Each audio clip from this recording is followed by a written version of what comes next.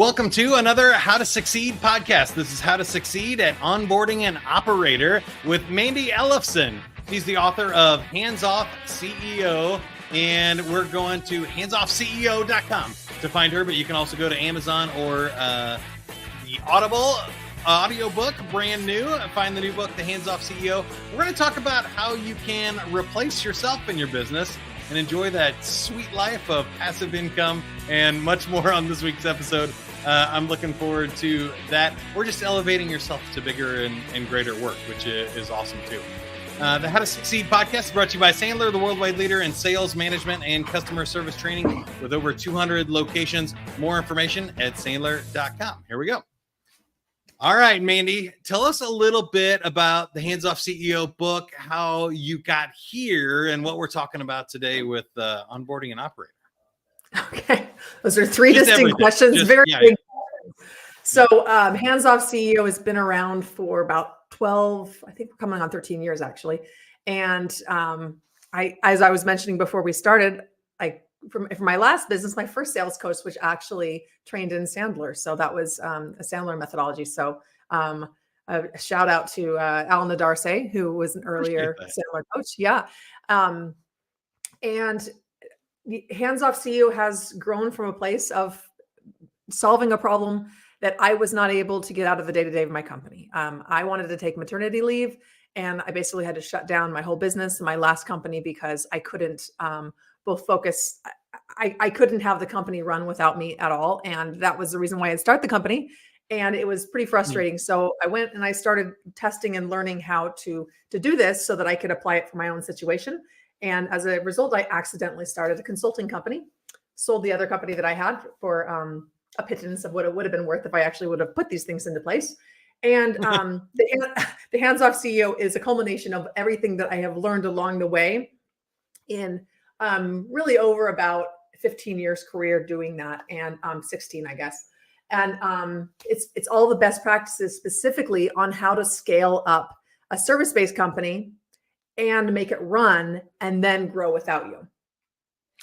I love this topic so much, and I'm excited to dive into it with you today. I think everybody that has started a business has learned this one the hard way. So hopefully we can prevent some of that for people that haven't yet learned that lesson, but also help people that are stuck in it now make their way out of it. For me, my first business was Mike Montague Internet Marketing, and I learned pretty quick that people expect Mike Montague to do the internet marketing if you name your company that way. And it becomes really hard to get yourself out of actually doing the work and hiring outsourced providers and activity. I forget who said this line to me, and I shared it on a podcast recently, but one of my favorite lessons was your job as a leader is to make yourself irrelevant. It may have been Dave Ramsey in EntreLeadership, so I'll give him the shout out. But I love this concept because you keep elevating yourself. So no matter what business it is, the E-Myth by Michael Gerber and other books have mentioned this too. Like when you scale, you have to replace yourself in the work below you in order to move up to that higher level of work. So maybe you want to own 2 companies or other companies.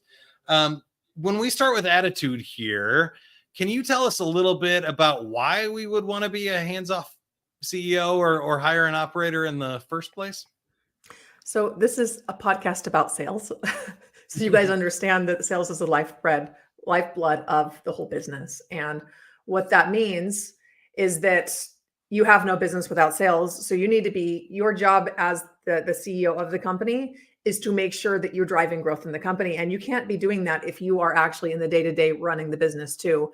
And your customers and your clients are not being well served if you're trying to do everything as well. It's just, it doesn't actually work that well. So one of the first things you need to be doing is getting the business to first run without you so that then you can focus on sales.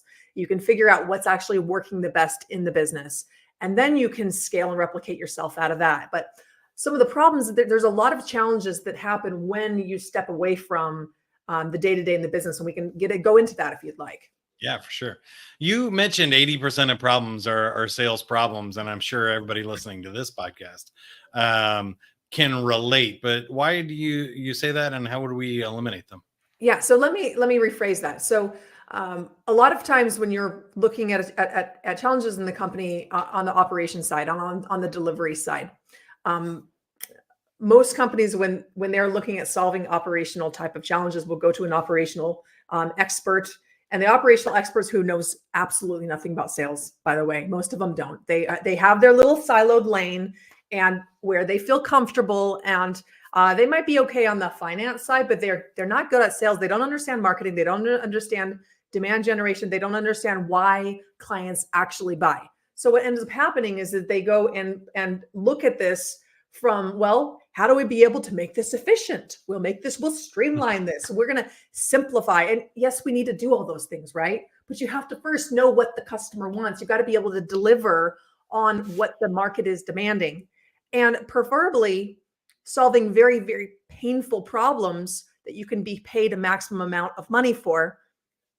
Because then when you do that, you eliminate an enormous amount of operational challenges. So what I say is that 80% of operational challenges in your business are actually caused in the sales process. And there's lots of ways that happen. I see it both ways. So in your explanation there, I remember one of the clients that was least effective with Sandler training that I've ever had. We're like, oh, we have an idea. Well, right now we have engineers and we have salespeople, and the salespeople are selling stuff. Then we have engineers deliver. We'll just eliminate all these expensive salespeople and have the engineers go sell. And that saves some bottom line dollars for the first year until the top line dollars dropped, on renewals and new business pretty quickly after that. The other problem I see, though, is the opposite, where salespeople get really creative and they start selling stuff that doesn't exist. And now operations has to make up products to deliver on a new contract. And it becomes really messy because there's no consistency in what people are selling. Which do you see more often? Or I guess when we're thinking about onboarding an operator, you got to get really good with the upfront contracts of what the operator's job is, to make widgets that we've all clearly defined, or to make whatever sales promises happen. Well, right? Yeah, so it is really about the sales promises, making the sales promises happen. But you have to first define what those sales promises are. And this is actually a lot of sales companies that will do business development and done for you sales will actually refer their clients to us, because what we do is we help them put together irresistible offers that allow them to double, triple what they can actually command in the marketplace. And the reason why is because we help them find their profit sweet spot client, this power of ones that what we call it. So one client, not industry, but one client, one painful problem. Like we like multi-million-dollar problems, really painful problems. Yeah. And then one outcome that when you solve that problem, you'll deliver a minimum outcome. What's the minimum outcome? And then what you can do is then you have your sales team just go after selling those types of solutions. And there's a lot that's talked about offers. Now, here's the problem, though. You can sell offers all day long, but if you can't deliver them, then you're going to have a bad reputation pretty quickly. So you need to be able to have a connection. I mean, to your point, like we can't have salespeople going out and selling all these, making up things on the spot, or even this. Like one of the bigger issues that we see with our clients is that their salespeople will just go and sell whatever the small thing that they can sell is. Not the bigger engagements, not the clients that actually are going to add value to their business, but these little junk clients that cost more to actually deliver the service than what they're making on them. So it's very important that you're clear on this is actually what we do as a business, because without that, you're not operationalizing anything of value. You're just spending a lot of time spinning your wheels. And that's what the job is of an operator, is to connect the dots between what is being sold. And you really need a strategy for this. You're not just going out here and saying, we're just going to systematize all the average work that we have in our business, because that's a great way to become an average company. If you want to become a really exceptional company, you have to define what is exceptional and then standardize your business based upon that. Starting with the sales all the way to delivery. So you have to really look at the whole lifetime of where your client starts all the way to where you're continuing to add more and more value to your clients. And by doing this, it allows you to deliver just tremendously more results and value for your clients. And what that allows you to do is that's why our clients are able to charge, 200% or more for a lot of the services that they do. I love that. There's a bunch of really great stuff there. Before we move on from attitude, I want to ask you one more. I feel like we're missing something, like a common myth or misconception, or why people mess this up when they try to hire an operator. Yeah. Well, and here we're really talking about the bigger picture for how all this fits together. But before you have an operator, you have to actually define what the business is that you're going to scale. So a lot of times, so there are a lot of mistakes made with going and saying, hey, you know what, I want to step out of the day-to-day business. So just go ahead and just systematize everything we've got here. You're an expert. I'm good at sales. I'm going to go out and sell. You just go and figure it all out. So they're abdicating, basically. They're not actually leading. And this, by the way, is unfortunately, this is something that on the sales side is people who are very good at sales suck at operations. Yeah. That's just how that works typically.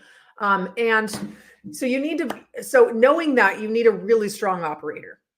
And also you need to recognize that you probably don't know how to actually train and develop this operator. And you're not just you going out and finding the most expensive COO or person who puts the COO title on their resume, by the way, that's oftentimes overtitled, that they're not going to be able to just jump in and run your company, especially if you have a service-based company, because their job, an operator does not know how to actually help you whittle down what's most important and valuable about your company to be able to scale. And they may know they need to do that. The more advanced ones might know they need to do that, but they don't have the skills to do it because they're not sales and marketing experts. So you have to be able to have a full cohesive solution that pulls everything together, especially for service-based companies. And that's why they're so difficult to scale, because what happens is that if you don't have that in place, then you will let go, and then the quality will completely plummet.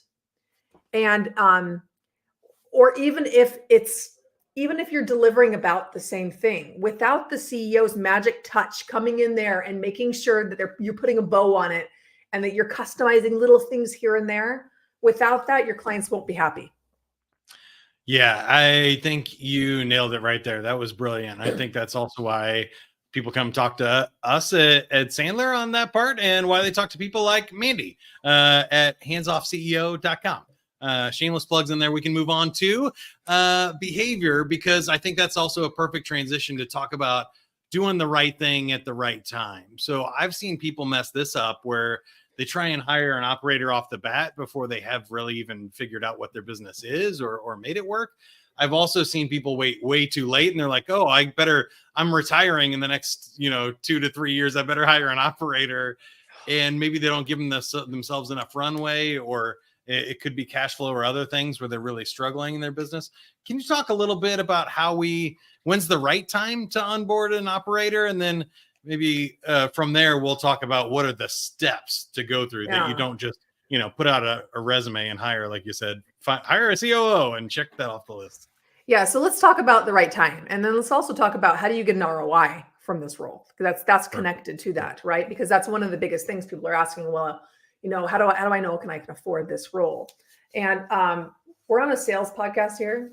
So if you're any good at sales, you're losing a lot of money by not having an operator in place. And you're also doing all sorts of work that you hate doing, that are soul sucking, and that you shouldn't be doing, and that you're bad at.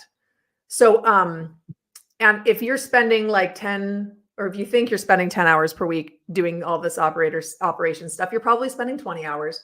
And actually someone should be spending 30 to 40, and that will give you the bandwidth to actually be able to grow your company a lot faster. And being able to keep the quality up. So that's the rationale, the reason why you want that. Now, when is the right time to answer your question? The right time is when you have figured out a message to market match where you know how to bring in customers, and you are hitting at a point of capacity, and you're actually losing opportunities, or you're losing opportunities in your business because you don't have enough time to go out after them. And I'm not necessarily saying you're just turning away. A lot of times people wait until they're turning away business. Right. But now what's happened is you've waited until you're about 120% capacity. So and this is another lesson too, like when do you hire? You hire when you're at 80% capacity. And that just generally, I would say that generally for roles, if you want to grow your company, right? If you want to keep your company how it is, I mean, do something different, wait until the very last minute and see how that works out for you. It's pretty terrible, right? Yeah. I've done that a few times where you waited too long and you're like, oh my gosh, my life sucks right now as you're trying to hire people. So, that's one way of looking at it. Another way of looking at it is revenues in the company. If you have $1 million company and if you don't have an operator, you're shooting yourself in the foot and you're living a very painful life. So now you don't have to have one. Anyway, before I go into more, I want to just check in there.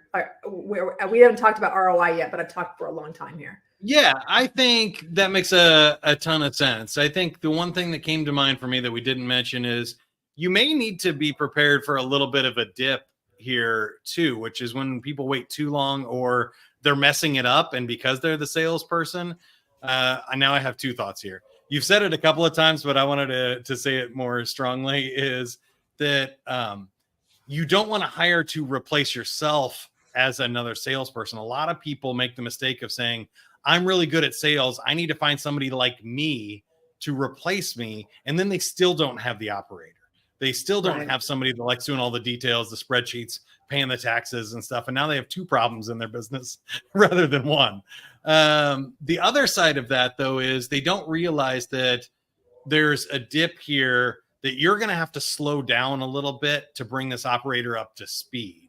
And so everybody tries to change the tires while the car's going down the track at 200 miles an hour. And that doesn't work very well. Like, you may need to pit stop, do a retreat, take some planning offsites, like really slow down and be prepared for even a 20% drop in your sales to get back up. But I would love to hear if you have any thoughts on how to prevent that part of it. Right. Well, you definitely do need to slow down. I mean, slow down meaning that you have to stop and be very intentional about it. And how you prevent your sales dropping 20% is that you stop doing all the stupid things you shouldn't be doing and delegate those things so you can focus on really important work, like being able to develop this operator coming in. Now, here's the thing, is that there's certain skills that you're not going to know how to develop them in. They're going to need to come in there. There's also some skills that they probably don't even have at the level that you need them to be at. Unless you're bringing in someone who is, multiple six-figure candidate that has run many very robust companies and knows how to scale a service company. Now, most of those people are going to be completely out of the budget of many companies that are in the lower seven figures or even the mid seven figures. And even those that can afford that, I see people who can afford someone at that level and they still mess it up. And that's why we actually, over the years, we decided to put together a certification program for operators. We have 3 different tiers that helps them become proficient, then intermediate, then advanced, so that they can actually get up to speed running the company in as little as 90 days. Now, doing it on their own, what most people do is they say, well, I don't really have time to train you. They don't consciously say this, but, just follow me around and, just kind of figure things out. And that's a really great way to blow a lot of money and frustrate someone. So this person needs to come in and actually build out all the structures and the systems in your business if you've never had an operator before. So now if you hire someone that is too high level, they will not want to do that. They will want to come in with a company that's already a certain level and they're going to want to optimize it. So just first of all, so you probably don't qualify for someone who's really high level because they won't want to work for your company. So you need to have an operator who is not too senior, but also experienced enough that they're going to be able to roll up their sleeves and they're going to be able to build out all these systems in the business for you. And they have to build out the management rhythms, the weekly meetings for managing the KPIs across the team, managing the team structures, putting in place project management systems. Even if they have project management systems in place, most companies we come into, if they don't have an operator, their project management systems are usually pretty messy. Even if they have project managers on their business, they're oftentimes client facing, so they don't have space to actually do the work. And that's another piece too. A lot of operators, they are wearing so many hats, like the CEO has successfully removed themselves out of the day-to-day, but now they've created a new bottleneck. So that person has to be backfilling their role too. So those are all the challenges that we help our clients with, to be able to remove this person from the day-to-day. And what we found is that we can get that person paying for themselves within 60 days. So let's talk more about that and what the ROI looks like and how that happens. Right. So the question I'd ask myself is, if I had, let's just minimum 10 extra hours per week to spend driving growth in the company, that's a 40 extra hours per month. How much new business could I bring in? And I imagine most people listening to this podcast could probably bring in multiple millions of dollars more growth for their companies with that amount of extra time. Now imagine if half of your time was spent doing that. Well, and at some point you're going to run out of time and capacity to be able to make those sales. And that's part of why, to your point earlier, I completely agree with you that you need to get out of operations first before sales, because you can get by selling without great sales processes because they're kind of in your head and you can be effective, right? But that's not going to work with the sales team. You've got to have things dialed in. You have your offers dialed in. You need to have all the things dialed in that you guys teach at Sandler. And without that, then it is a great way to just flush a lot of money down the toilet.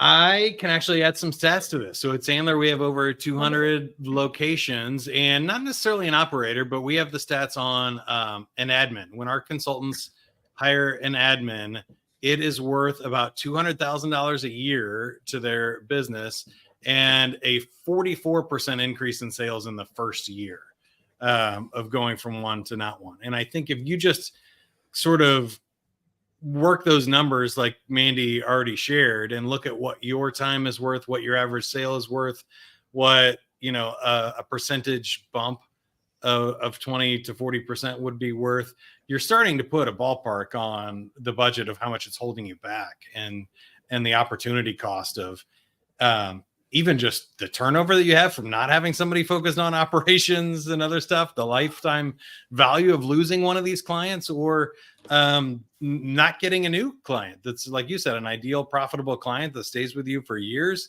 can be worth millions of dollars. So it's worth doing. As we come into the technique and we wrap up here, I guess my next questions for you is, it's still feeling a little bit to me like an easier said than done. Like, we've made a great case for this, but you've also hinted at, you probably just don't go on Zillow, post a job for COO and hire an operator. Can you tell us a little bit about the techniques, the tactics and strategy we use to find, hire and onboard an operator?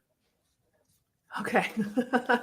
I'll do my best in just a few minutes, because we can talk for hours about that. Just solve the world's problems in the next 2.5 minutes. Yeah, this is actually, I would say, second to only sales. Operators have the highest risk of failure for bringing them on. So and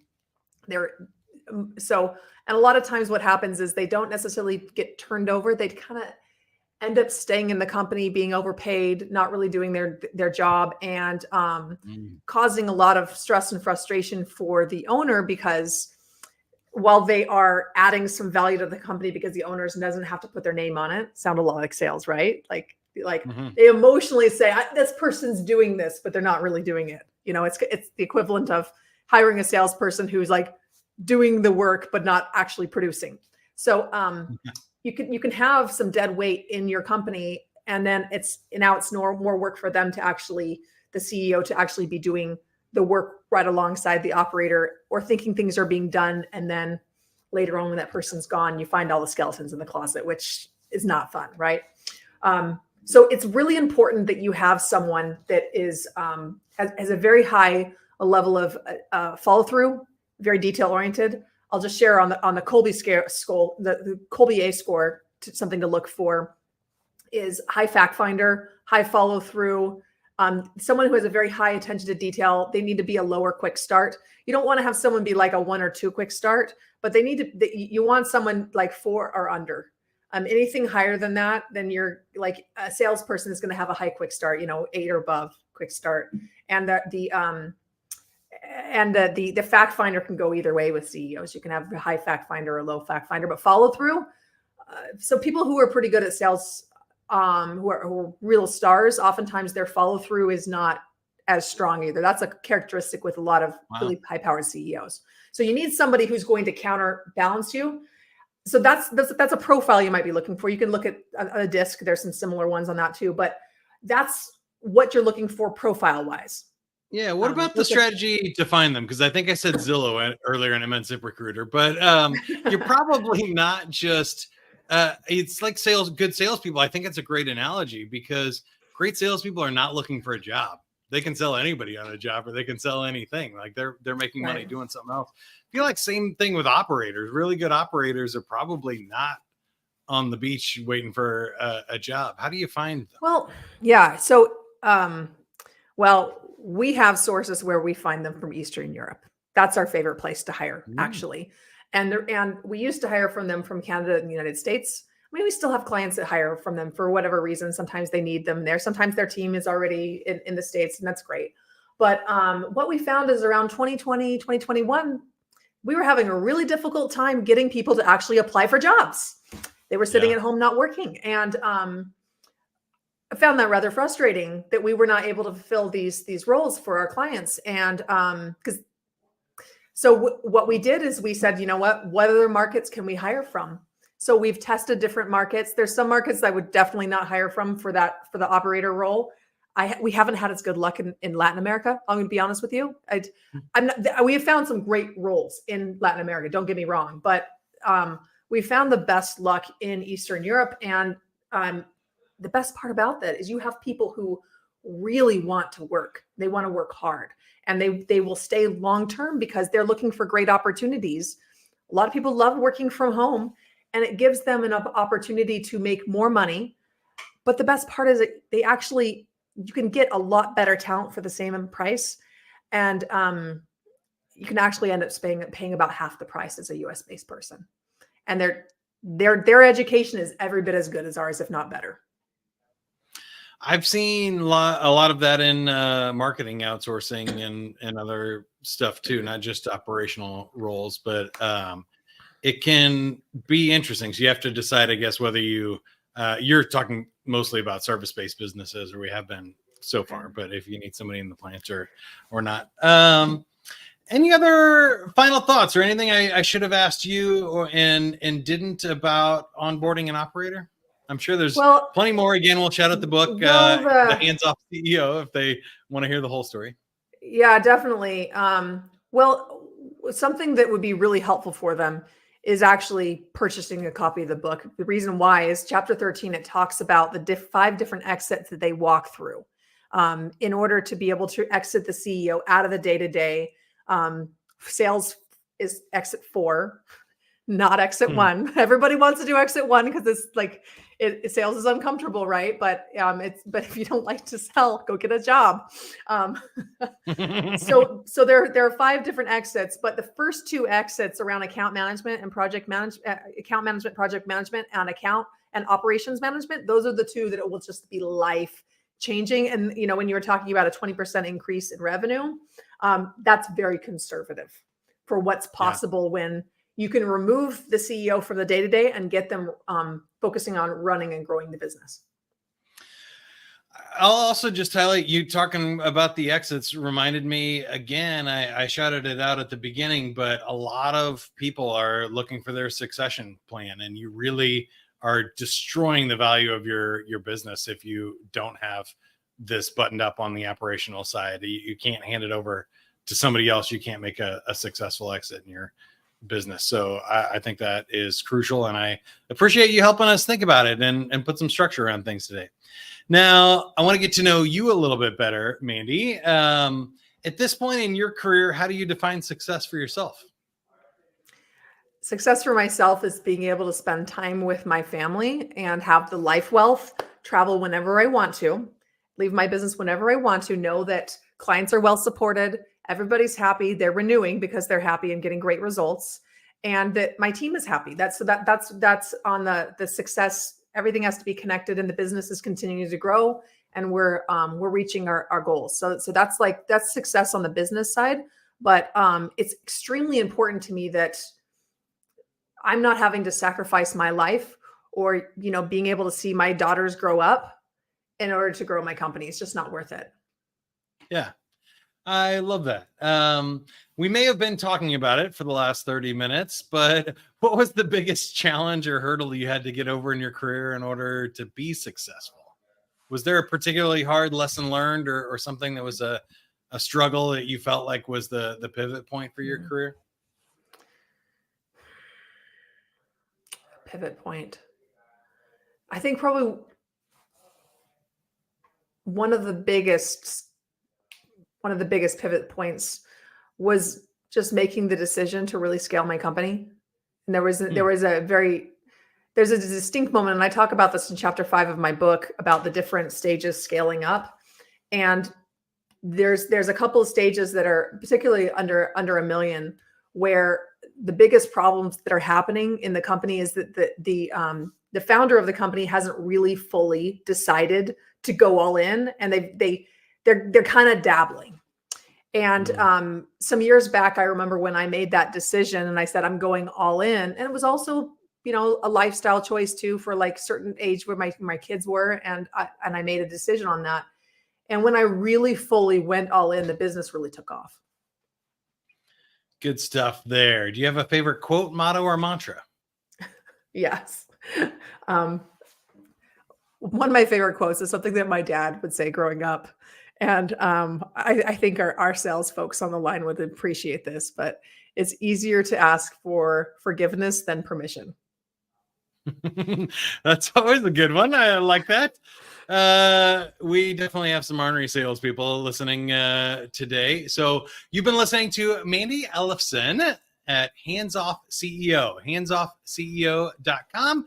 And that's the name of the book too. She made it easy for you for the branding. So the Hands Off CEO available on Amazon or Audible as well.